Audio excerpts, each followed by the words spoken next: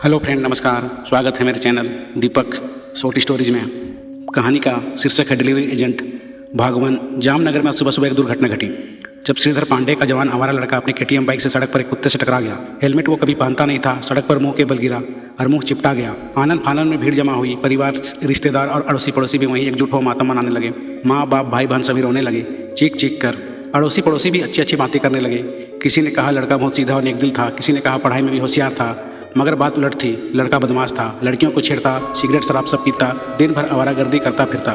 जिद करके उसने बाइक खरीदवाई थी। अभी अभी ही जवान हुआ था, खून गर्म था। आज सुबह ही वह घर से निकला, लेकिन कुछ ही दूर चला और उसकी रफ्तार मानो बहुत तेज थी।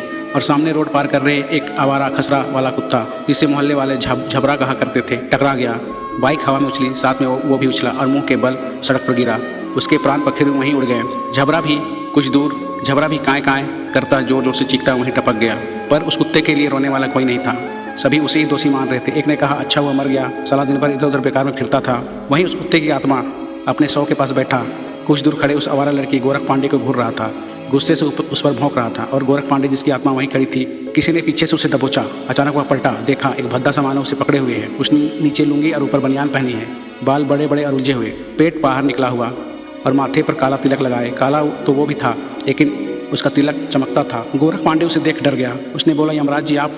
नहीं नहीं, हम यम नहीं, उनके एजेंट हैं मूर्ख, उस शख्स ने उत्तर दिया। गोरख पांडे के पसीने छूट गए। उसने फिर प्रश्न किया, ये एजेंट किस तरह के एजेंट?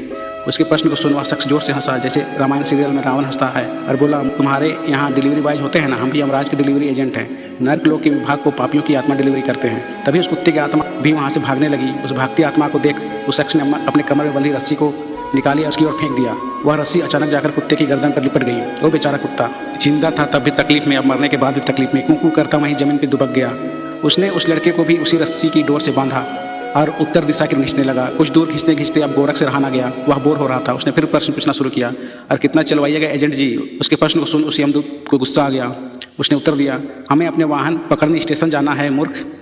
वाहन? किस तरह का वाहन? आपका वाहन भैंसा है ना? गोरख उसके साथ मस्ती करते हुए फिर पूछा। यमदूत का गुस्सा 7वें आसमान था। उसने उसे डांटते हुए कहा, बेटा तू जैसा सोच रहा है ना वैसा नहीं है, अब हम भी आधुनिक हो गए हैं। इतना कहने के साथ ही उस डिलीवरी एजेंट की लुंगी के अंदर से एप्पल की रिंगटोन आने लगी। उसने अपनी लुंगी में हाथ डाला और एक उपकरण को निकाला जो मोबाइल फ़ोन की तरह था, जिसमें एप्पल का लोगो भी था। उसके हाथ में आईफोन देख गोरख चौंका और पूछने लगा, तुम लोग आईफोन यूज करते हो क्या? वह किसी से बात करने मशगूल था। उसके प्रश्नों को अनसुना कर दिया। कुछ देर बाद कॉल कटा तो उसने बताया, हमारा वाहन आने वाला है, यहीं रुकना होगा। कुछ देर खड़ा रहने के बाद गोरख से रहा ना गया। उसने वही प्रश्न फिर दोबारा पूछा। तब उस आत्मा एजेंट ने बताया कि हमने तुम्हारे लोग से एक इंजीनियर स्टीवा जॉब्सवा को उठाया था ना, तो वही हमको बना कर दिया है मूर्ख। तभी पीपी करती एक पुरानी ओमनी कार उनके पास आ रुकी, जंग लगी हुई, पार्ट्स पुर्जे हिलते हुए, और उसके चालक को देख गोरख और उस कुत्ते दोनों को शरीर में सिहरन दौड़ने लगी। चालक एक मगरमच्छ की शक्ल वाला मानव था। गेट खुला, डिलीवरी एजेंट आगे बैठा, गोरख को बीच वाली सीट पर, कुत्ते को डिक्की में बांधा। बीच वाली सीट पर 2 और लोग थे, एक बूढ़ी महिला, एक बनिया, जिसे शायद गोरख जानता था। वह अपने सामान में मिलावट करने के लिए प्रसिद्ध था। कल ही उसकी मृत्यु हार्ट अटैक से हुई थी, और वो बुढ़िया, उसके बारे में किसी को कुछ खबर नहीं। उस मगरमच्छ रूपी मानव ने कार स्टार्ट किया, क्लच दबा, गियर लगाई, अनलिमिटेड गति से भागने लगा। तभी एक गोलाकार रोशनी का द्वार खुला, वे सभी उसमें समा गए। तो कैसी लगी ये कहानी दोस्तों? इसका अगला पार्ट जल्दी आप सबके बीच पेश करूंगा। तब तक मेरे चैनल को लाइक, शेयर और सब्सक्राइब कर दें और बेल आइकन भी दबा दें। धन्यवाद।